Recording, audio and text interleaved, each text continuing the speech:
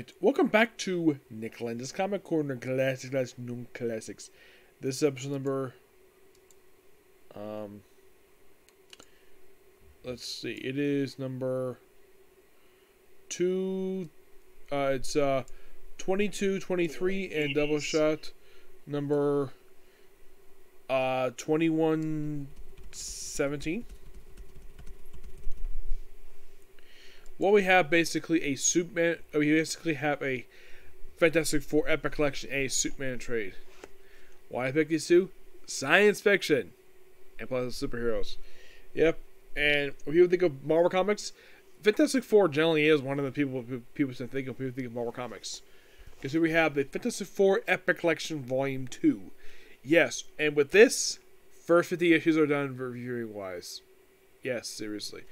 But in these issues here, well, this covers issues 19 to 32 of Fantastic Four Volume 1, along with the first two annuals. Now, the first annual is the debut of the Atlanteans. Yep, it's the debut of the Atlanteans. I believe also Tomb makes his debut here. The second annual is Doctor Doom's origin story. Yep, that's pretty much what that is in a nutshell. Now, you might be also thinking, okay, do we get any of first appearance aside from basically happened the first annual Fantastic Four?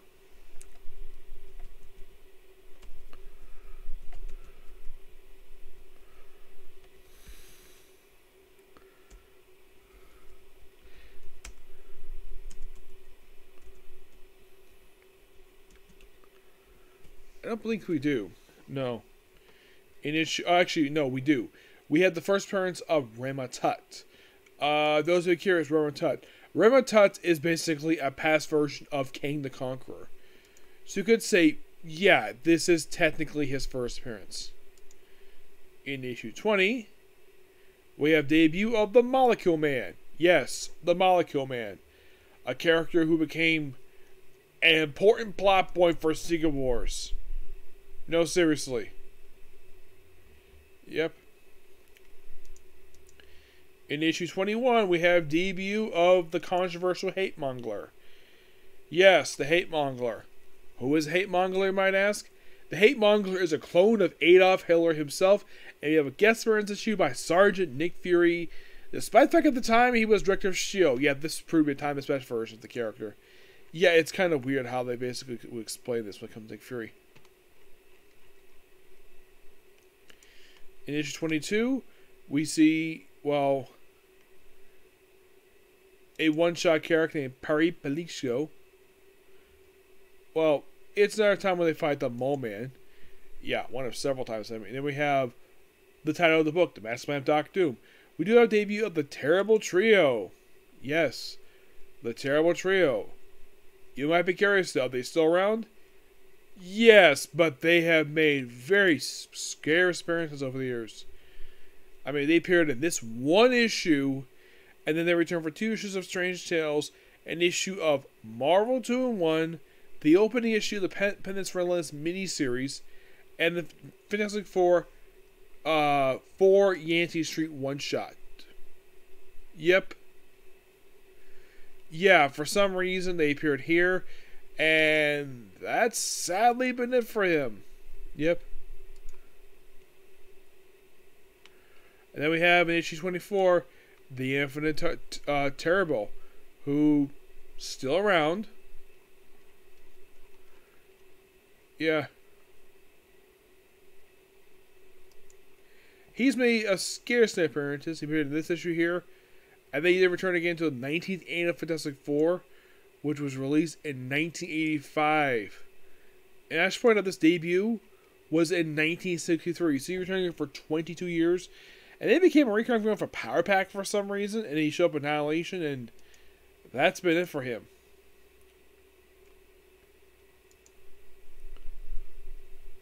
And of course, 25 26, I've discussed issues already thanks to the first Epic Collection for Hulk.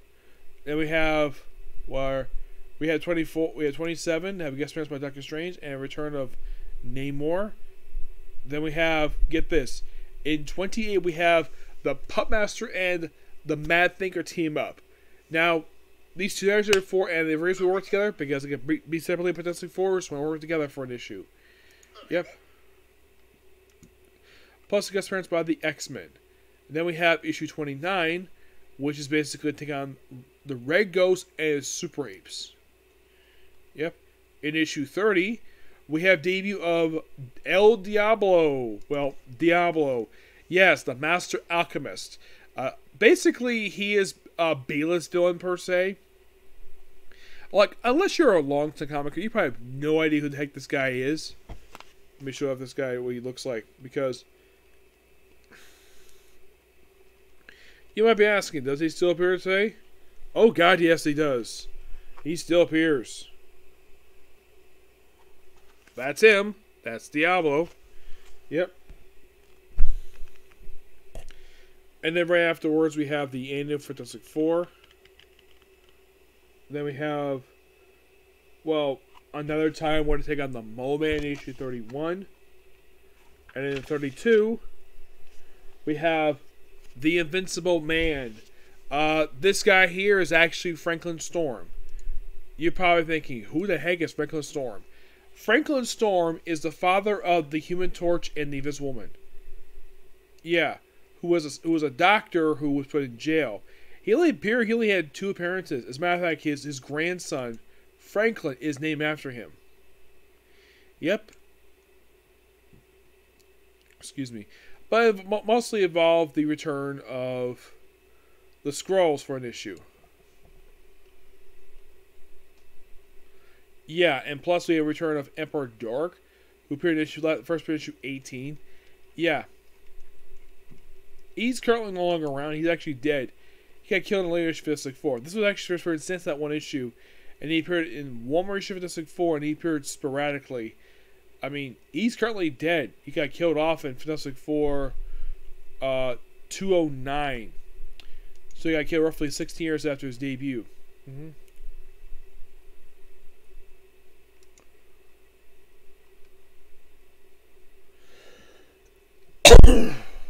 Yep. But this book here is just pure classic Fantastic Four. Like, still talking about Stan Lee and Jack Kirby. I get this book a 10 out of 10. Next up, we have something interesting to say the least. Next up we have is Superman Codename Patriot. Yep. This is a mini crossover that happened in the pages of Superman at this period of time. Yeah, this was his sole crossover story. Because it was a cross between Superman, New Krypton, or War with New Krypton, the Superman title, Action Comics, Supergirl, and Superman Jimmy Olsen. Prepare for that. Let's see what I can find here. Okay, it is, like I mentioned, the issues crossover is Superman World New Krypton, number 6, Action Comics 880, Supergirl Volume 5, issue 44, Superman 691, Superman's pal Jimmy Olsen special number 2. Which the issue had the apparent death of Jimmy Olsen. Yep. The Codename Patriot. This thing started off with where we have General Zod being shot by this mystery assailant who thinks he's actually Terran, but actually he's Kryptonian.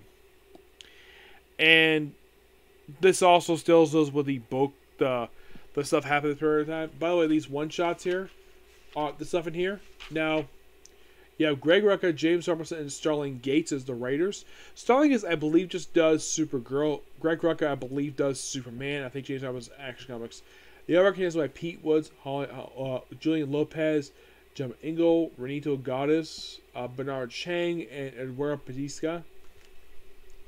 So they're after him, and the stuff here with Metallo as well. There's even a female version of Metallo in the story for some reason.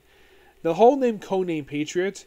Codename Patriot is an old DC character who, for some reason, they decided to bring back for modern day for some reason.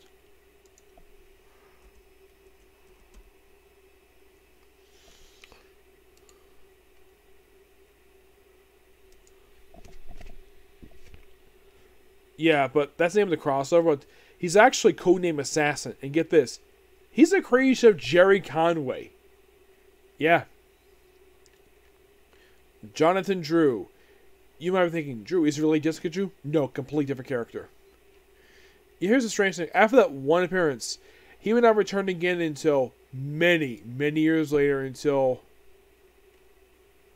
they have him show up in the new Krypton stuff. Yeah, he became sort of a primary figure until the aftermath of the War of Superman crossover. Is he dead? No.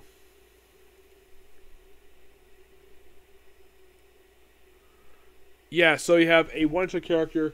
So, yeah, like I said, it's a generic comic character. He's not exactly be playing the story at all. This would make his kind of name after him, but he's not a primary character. Mostly put, just looking for a killer, and Superman works with Guardian, who he's like they have this rule, and it only exists in this comic, is brought up in pages of Outsiders as well, where apparently, get this, no Kryptonians are allowed on Earth except for Superman. All because of their actions related in a new Krypton story arc, where they attack Metropolis to get their hands on Reactron. Why? Because they killed Supergirl's father. And because of this, the UN decided to have it where any Kryptonian except for Superman is told to leave the planet. Which they did. And Supergirl still shows up, despite the fact she having welcome on Earth. And it's implied by the end of this whole storyline that they're welcome on Earth, no problem.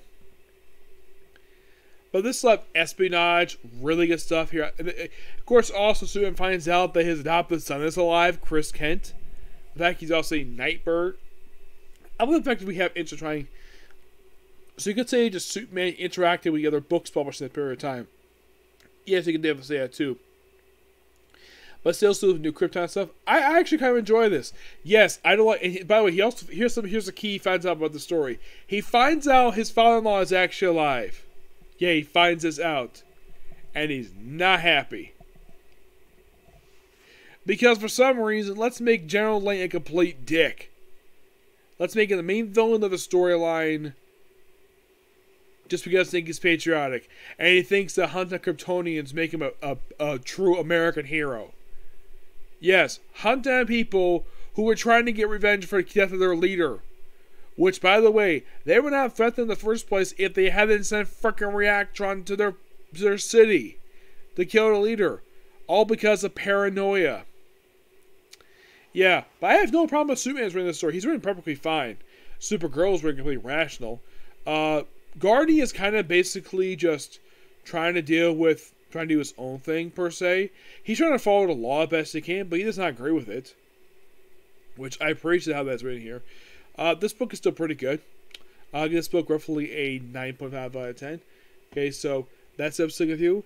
And I thought I was going to do one more comic corner, but I figured though, I just really want to get back to my anime. So I'm going to do One Piece next. I'll do that comic corner and Black Clover next, okay? See you. Bye.